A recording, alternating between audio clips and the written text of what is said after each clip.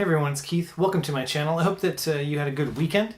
Let's talk about the new science fiction film, Annihilation. Annihilation was directed by Alex Garland, who previously made the very good Ex Machina. It stars Natalie Portman, Oscar Isaac, and Tessa Thompson. It's about a group of scientists that go into a quarantine zone that was created by an asteroid or a meteorite or whatever. And inside of this zone, strange things are happening to both the environment within it and anyone that attempts to go inside of it, which have previously only been the military. Natalie Portman and her group are the first scientists to go into this area. Screenwriter and director Alex Garland is no stranger to science fiction. He's previously written the Danny Boyle films 28 Days Later and Sunshine, as well as his previous effort, Ex Machina. Here he adapts a novel from Jeff Vandermeer, which I have not read. I've heard that this movie is a little bit different from the book, especially towards the end, but I can't go into detail there. But I will say that I think that the screenplay that he has written here is one of this movie's strongest suits. There's lots of great characterization, both in the main characters, Natalie Portman and Oscar Isaac, and the side characters as well. Jennifer Jason Leigh and Tessa Thompson's characters are given a lot of development in their characters, and I think that that's something that is unfortunately rare in science fiction movies nowadays. They're not just cookie cutter science fiction scientists that make weirdly boneheaded mistakes like some of the Alien movies.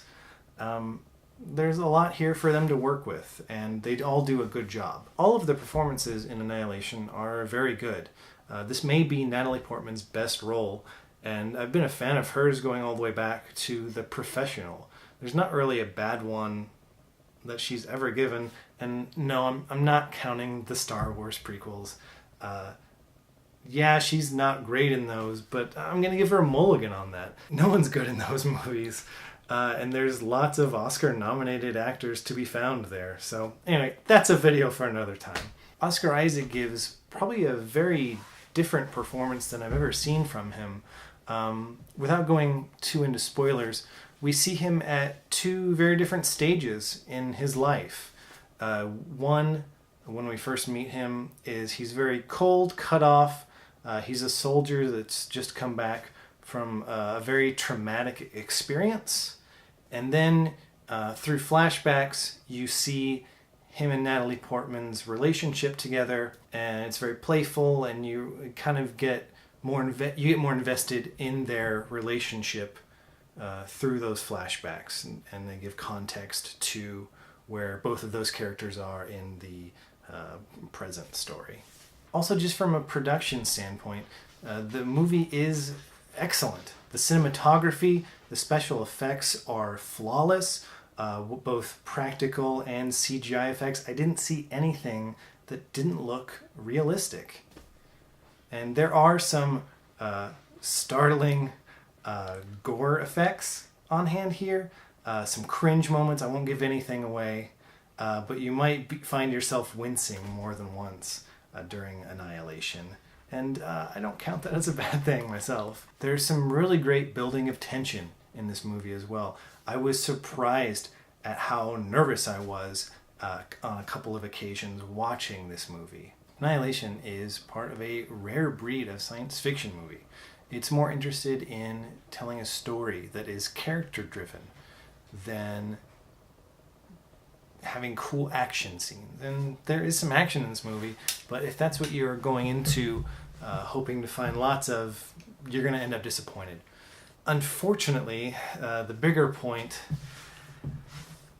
I don't think Annihilation gels all that well. It has a lot of interesting ideas that it's trying to make you think about long after you've left the theater, but I don't know, it just didn't work as well as I was hoping. I was really looking forward to this movie.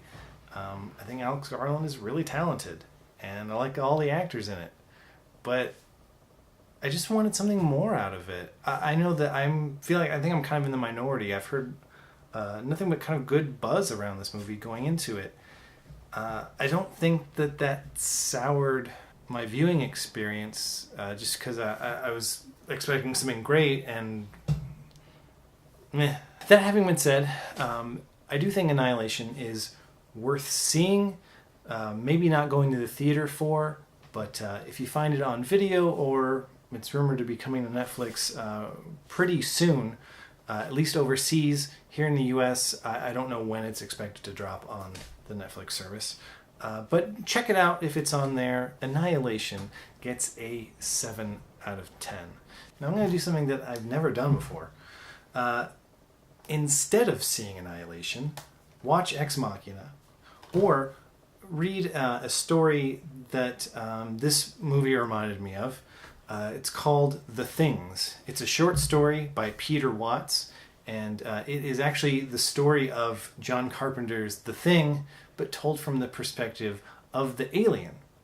It has a lot of similar ideas that I think Annihilation touches on, but it works a lot better. It might just be because I love John Carpenter's The Thing, but I actually check that out. If you've never seen it, I'll put a link in the description below. I hope you guys enjoyed the review. Give it a thumbs up or a thumbs down based on how you felt about it. And I will see you next time here for another movie review. Have a good day. Daisy, what are you doing?